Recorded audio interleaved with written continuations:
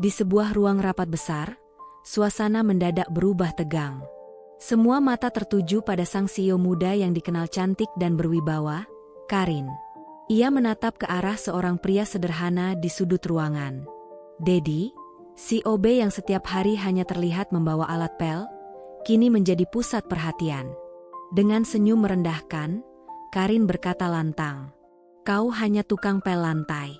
Tapi kalau kau bisa membaca tulisan ini dengan benar, aku akan jadikan kau manajer.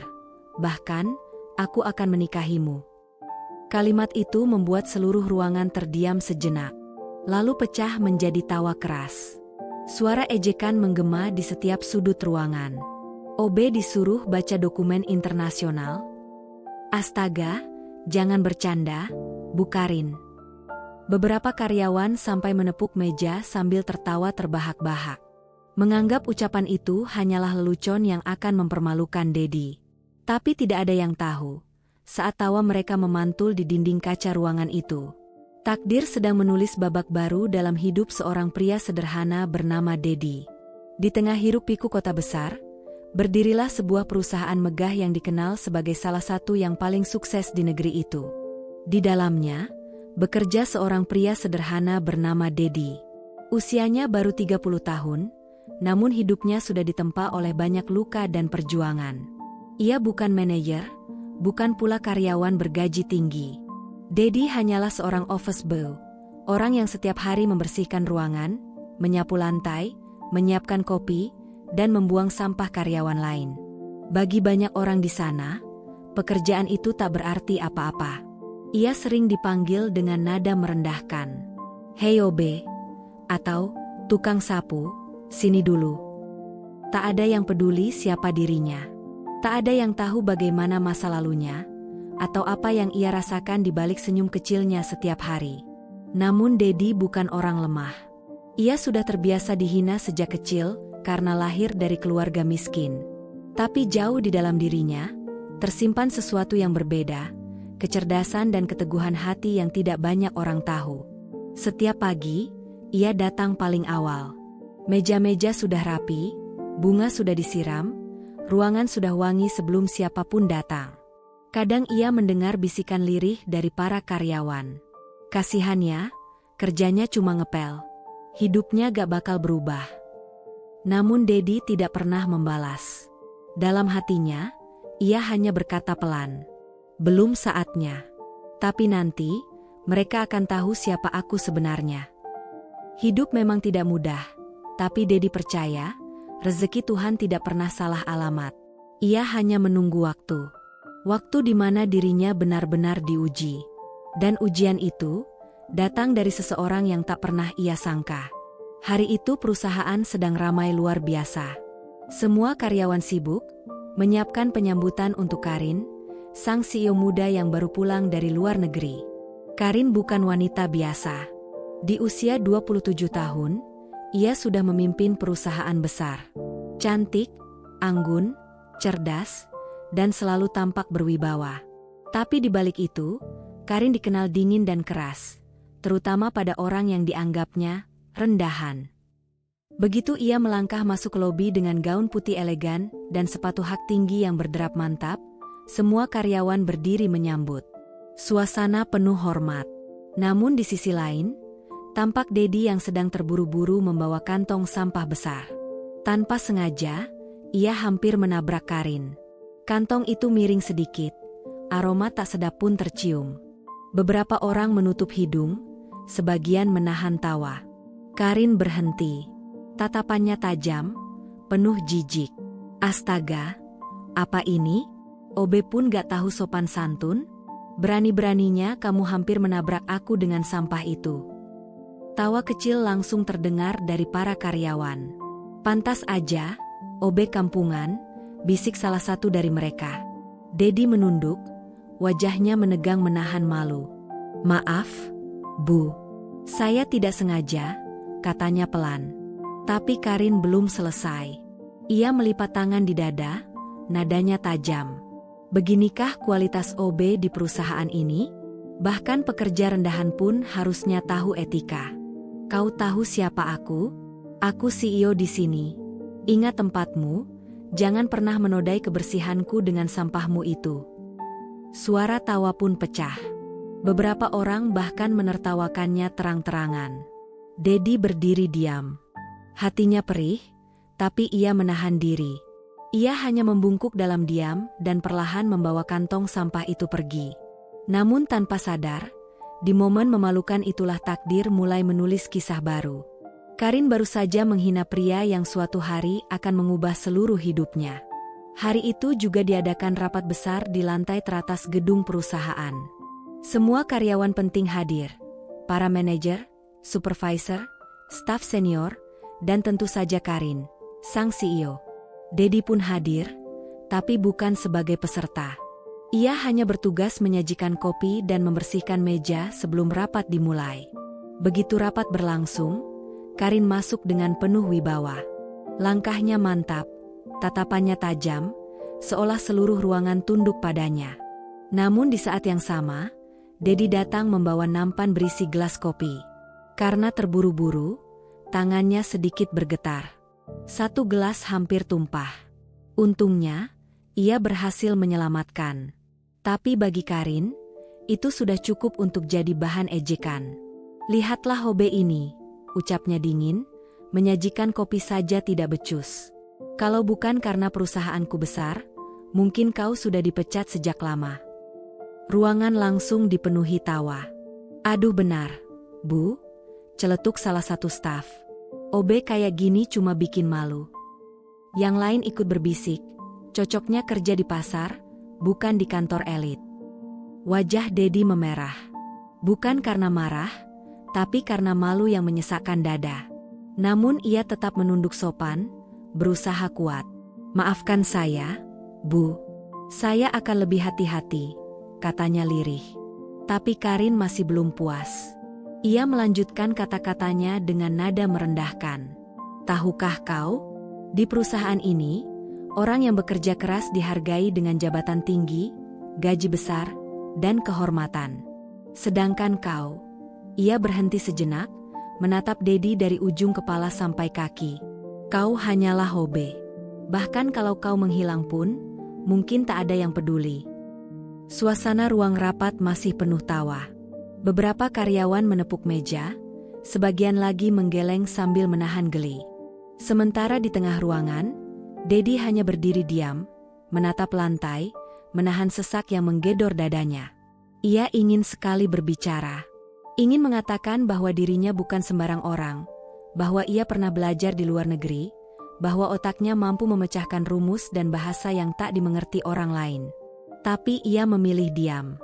Baginya, waktu jauh lebih tajam daripada kata-kata. Dan ia tahu, satu hari nanti, waktu itu sendiri yang akan menjawab semua hinaan yang kini ditujukan padanya. Namun di balik tatapan tajam Karin, sang CEO, ada sesuatu yang tak disadari siapapun, rasa penasaran. Entah kenapa, wanita muda yang dikenal dingin dan angkuh itu mulai bertanya-tanya. Apakah benar pria sederhana ini hanyalah OB biasa? Atau ada sesuatu yang tersembunyi di balik kesabarannya? Dari rasa penasaran itulah, lahir sebuah tantangan yang kelak mengubah segalanya. Beberapa hari setelah insiden kopi tumpah yang mempermalukan Dedi, gosip tentang dirinya masih beredar di setiap sudut kantor. Nama Dedi kini jadi bahan lelucon. Itu si OB yang hampir nyiram kopi ke CEO. Tawa pun meledak setiap kali nama itu disebut. Namun siapa sangka, takdir kembali mempertemukan Dedi dan Karin. Kali ini, dalam sebuah rapat besar perusahaan yang membahas kerjasama internasional. Hari itu Karin membawa setumpuk dokumen tebal. Kertas-kertas itu berisi proposal kerjasama dari berbagai negara, Eropa, Jepang, Rusia, hingga Timur Tengah. Bahasanya rumit, dipenuhi istilah asing yang bahkan sebagian manajer pun tak paham. Dengan nada tegas dan penuh wibawa, Karin berkata di depan semua orang, "Dokumen ini penting. Jika ada di antara kalian yang bisa membacanya dengan benar, aku akan sangat menghargainya." Semua manajer saling berpandangan. Sebagian mencoba membuka lembaran, tapi langsung menyerah. Bahasanya terlalu sulit. Ada Jerman, Prancis, Jepang, bahkan Rusia di dalamnya. Dan di saat ruangan mulai hening, Karin tiba-tiba menoleh.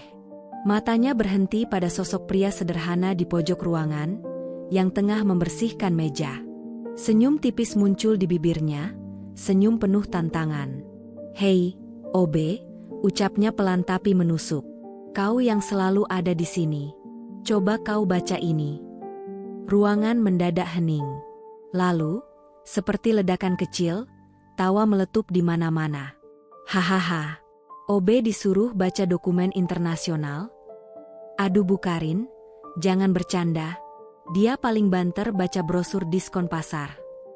Dedi menoleh perlahan. Hatanya bergetar, bukan karena takut, tapi karena tahu, ini bukan sekadar lelucon. Ini adalah penghinaan terang-terangan. Namun tatapan Karin begitu tajam. Ia seolah benar-benar ingin menguji. Dengan langkah perlahan, Dedi maju ke depan. Ia menerima satu lembar dokumen dari tangan sang CEO. Karin tersenyum sinis. Dan di depan semua orang, ia berkata lantang, "Aku beri kau tantangan. Jika kau bisa membaca dokumen ini dengan benar, dalam berbagai bahasa, aku akan menjadikanmu manajer di perusahaan ini. Dan kalau kau berani, aku izinkan kau menikah denganku." Seisi ruangan langsung gempar. "Apa? Menikahi Bu Karin? Hahaha, Obe menikahi CEO? Gila. Dia mau jadi menantu perusahaan rupanya." Dedi terdiam. Ia menatap Karin, mencoba memastikan apakah itu hanya ejekan. Tapi wajah sang CEO terlihat serius, walau terselip sinis dan kesenangan tersembunyi. Dengan suara lirih namun tegas, Dedi menjawab, "Kalau itu janji ibu, saya terima tantangan ini." Tawa kembali pecah. Semua yakin Dedi akan mempermalukan dirinya sendiri di depan seluruh karyawan. Tapi mereka tak tahu, pria sederhana ini menyimpan rahasia besar. Ruangan rapat kini penuh tawa, sorot mata meremehkan. Karin duduk dengan anggun, menyilangkan kaki, menatap Dedi dengan senyum dingin. "Ayo, Obe, buktikan. Bacalah." Dedi menarik napas panjang. Tangannya sedikit bergetar, bukan karena takut, tapi karena menahan semua rasa sakit dari tahun-tahun penuh hinaan yang pernah ia lalui. Sekilas, ia teringat masa lalunya. Dulu, Dedi adalah mahasiswa berprestasi yang mendapat beasiswa ke luar negeri. Ia menguasai banyak bahasa, Inggris, Jerman, Jepang, Mandarin, Arab, Rusia, dan Prancis. Tapi takdir tak seindah harapan. Ayahnya jatuh sakit parah. Keluarganya bangkrut. Ia terpaksa pulang ke Indonesia, meninggalkan impian, dan akhirnya bekerja sebagai OB, hanya agar keluarganya bisa makan. Tak ada satupun yang tahu kisah itu. Bagi mereka, Dedi hanyalah pria miskin dengan seragam biru tua dan tangan kotor karena pel. Kini, ia berdiri di depan semua orang, dan mulai membaca. Bahasa pertama, Jerman. Lantang, jelas, sempurna. Ruangan yang tadi penuh tawa langsung membeku. Semua mata menatap Dedi tak percaya. "Apa-apaan ini? Obe bisa bahasa Jerman?" bisik seseorang. Dedi tak berhenti. Ia lanjut membaca bagian lain dalam bahasa Prancis, lalu bahasa Jepang, Arab, hingga Rusia.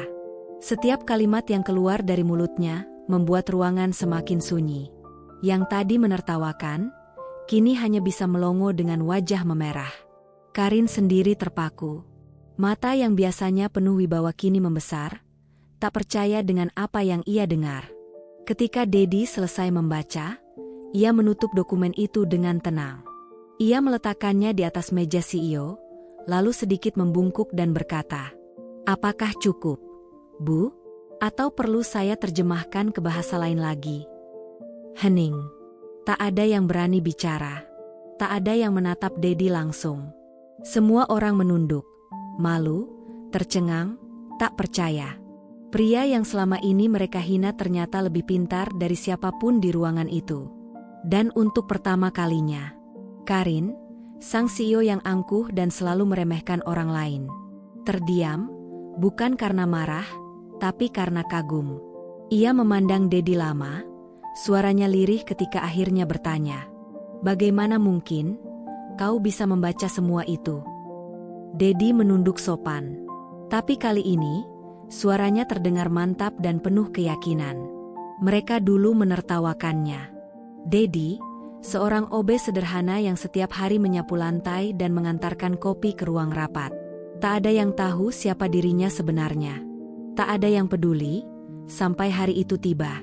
Di sebuah rapat besar, Karin sang CEO baru datang memimpin langsung. Ia dikenal tegas, elegan, dan tak segan menegur siapapun yang dianggap tak becus. Rapat berlangsung tegang, hingga sebuah kesalahan kecil terjadi. Seorang karyawan salah menulis laporan dalam bahasa asing. Dedi, yang berdiri di pojok ruangan, tiba-tiba maju pelan. Dengan suara tenang ia berkata, "Maaf Bu, izinkan saya memperbaikinya." Semua menatap heran. OB berani bicara di depan CEO, namun detik berikutnya, semua mulut terdiam. Dedi menulis ulang laporan itu dengan lancar, dalam 7 bahasa berbeda. Inggris, Jepang, Mandarin, Arab, Jerman, Spanyol, hingga Prancis. Semuanya fasih, tanpa satupun kesalahan. Karin tertegun. Ruangan hening. Dedi hanya tersenyum dan berkata pelan, "Saya hanya seorang OB, Bu, tapi seorang OB pun bisa belajar. Dulu saya berjuang keras untuk pendidikan, meski akhirnya harus berhenti karena keadaan. Tapi bagi saya, ilmu adalah bekal yang tak akan pernah hilang, meski jabatan bisa berubah." Kata-kata itu jatuh bagai petir di siang bolong. Beberapa karyawan yang dulu sering menghina Dedi menunduk dalam diam. Tak ada yang berani menatap wajahnya. Karin menatap pria itu lama, seakan ingin memastikan apa yang baru saja terjadi benar adanya. Lalu ia berdiri, melangkah pelan mendekat. Dengan suara rendah namun penuh tekanan, ia berkata, "Dedi, aku akui, kau membuatku terkejut. OB sederhana, tapi menguasai 7 bahasa. Itu luar biasa." Dedi hanya menunduk, tersenyum sopan, tanpa sedikit pun kesombongan. Namun sebelum meninggalkan ruangan, Karin menoleh ke arah semua karyawan dan berkata tegas, "Ingat baik-baik, jangan pernah meremehkan seseorang hanya karena jabatannya rendah. Kalian tak pernah tahu siapa sebenarnya orang yang kalian hina." Ruangan kembali sunyi. Ucapan itu bagaikan cambuk yang menampar semua yang hadir. Dan sejak hari itu, tidak ada lagi yang memandang Dedi sebelah mata. Perlahan, segalanya berubah. Orang-orang yang dulu menertawakan, kini berusaha mendekat. Yang dulu menghina, kini menawarinya makan siang. Namun Dedi tetap sama, rendah hati, tekun, dan penuh tanggung jawab. Bedanya, kini setiap langkahnya disertai rasa hormat. Sementara itu, Karin diam-diam mulai memperhatikan pria itu. Ia kagum, bukan hanya pada kecerdasannya, tapi pada ketenangan dan kebijaksanaannya. Dedi tidak pernah membalas hinaan dengan kemarahan. Ia memilih membalas dengan sikap dan prestasi. Hingga pada suatu pagi, seluruh karyawan dikumpulkan di aula besar. Karin berdiri di depan, mengenakan setelan putih bersih. Dengan suara lantang ia berkata, "Mulai hari ini, saya resmi mengangkat Dedi sebagai manajer baru di perusahaan ini. Bukan karena saya kasihan padanya, tapi karena ia telah membuktikan dirinya jauh lebih pantas dibanding banyak orang yang hanya pandai meremehkan." Ruangan terdiam, lalu perlahan terdengar tepuk tangan. Tapi bukan tepuk tangan gembira, melainkan tepuk tangan yang penuh rasa malu dan penyesalan. Sebab mereka sadar, merekalah dulu yang paling sering menjatuhkan Dedi. Dedi berdiri perlahan. Ia membungkuk sopan dan berkata dengan nada rendah namun dalam, "Terima kasih atas kepercayaannya. Saya tidak menganggap ini kemenangan pribadi, tapi kesempatan untuk membuktikan bahwa setiap orang berhak dihargai, apapun latar belakangnya." Kalimat itu menembus hati semua yang mendengarnya. Tidak ada amarah, tidak ada dendam, hanya kebijaksanaan dari seorang pria sederhana yang pernah dihina habis-habisan. Dan di sudut ruangan, Karin tersenyum tipis. Senyum yang berbeda dari biasanya. Bukan senyum meremehkan, melainkan senyum kagum yang tulus. Sejak hari itu, kehidupan Dedi berubah sepenuhnya. Dulu ia hanya dikenal sebagai OB yang membersihkan tumpahan kopi dan membuang sampah. Kini ia duduk sejajar dengan para manajer lain, ikut mengambil keputusan penting perusahaan. Masih ada yang iri, masih ada yang sinis. Tapi satu hal yang tak bisa disangkal siapapun. Dedi pantas berada di sana. Ia tidak naik karena belas kasihan. Ia naik karena kerja keras, kecerdasan, dan ketulusan. Dan dari kisah Dedi, semua belajar satu hal. Jabatan bisa hilang, tapi ilmu dan sikap rendah hati akan mengangkatmu lebih tinggi dari yang pernah kau bayangkan. Sejak hari itu, sikap Karin sang CEO benar-benar berubah. Wanita yang dulu sering meremehkan kini justru kerap memanggil Dedi untuk berdiskusi. Mereka sering terlihat duduk berdua di ruang rapat kecil, membicarakan strategi perusahaan dengan serius, tapi perlahan, di balik setiap percakapan itu, ada sesuatu yang mulai tumbuh, sesuatu yang tak bisa dijelaskan dengan logika. Karin mulai melihat Dedi bukan hanya sebagai bawahan, bukan hanya manajer baru, tapi sebagai pria yang berbeda. Pria dengan hati yang kuat dan sikap yang bijaksana. Suatu malam, setelah lembur panjang, Karin masih duduk di ruangannya. Lampu kantor tinggal satu yang menyala. Dedi, yang belum pulang, masuk pelan-pelan hanya untuk memastikan sang CEO baik-baik saja. Dalam keheningan itu, Karin menatapnya dengan mata yang teduh dan berkata lirih. Dedi, aku sering berpikir, bagaimana mungkin dulu aku begitu merendahkanmu? Padahal di balik kesederhanaanmu, ada sesuatu yang jauh lebih berharga dari sekadar jabatan. Dedi terdiam, menunduk sopan. Ia tak ingin merasa sombong, meski hatinya bergetar mendengar kata-kata itu. Dengan suara tenang ia menjawab, "Tidak apa-apa, Bu. Setiap orang punya cara sendiri untuk mengenal orang lain. Mungkin memang begitulah jalan yang sudah ditakdirkan." Karin menatapnya lama. Ada sesuatu di mata pria itu, ketulusan, kehangatan, dan kesederhanaan yang menenangkan. Hati yang selama ini keras dan dingin mulai perlahan mencair. Sejak malam itu, hubungan mereka berubah. Awalnya hanya diskusi pekerjaan, lalu berlanjut menjadi percakapan pribadi, tentang mimpi, tentang hidup, tentang masa lalu yang mereka simpan dalam diam. Kedekatan itu tumbuh pelan-pelan, tapi pasti. Para karyawan mulai berbisik, heran melihat CEO mereka tersenyum setiap kali bersama sang mantan OB. Hari demi hari berlalu. Karin, wanita yang dulu terkenal angkuh dan keras kepala, kini tampak lebih lembut. Sementara Dedi, pria sederhana itu, kini benar-benar berdiri sejajar dengannya. Tidak lagi sebagai OB, tapi sebagai seseorang yang mulai mengisi hatinya. Sampai akhirnya, suatu sore, Karin membuat pengumuman besar. Ia mengundang seluruh karyawan ke aula perusahaan. Semua datang dengan rasa penasaran, mereka mengira akan ada pengumuman target baru atau pencapaian perusahaan. Tapi tidak. Hari itu, yang diumumkan jauh lebih mengejutkan.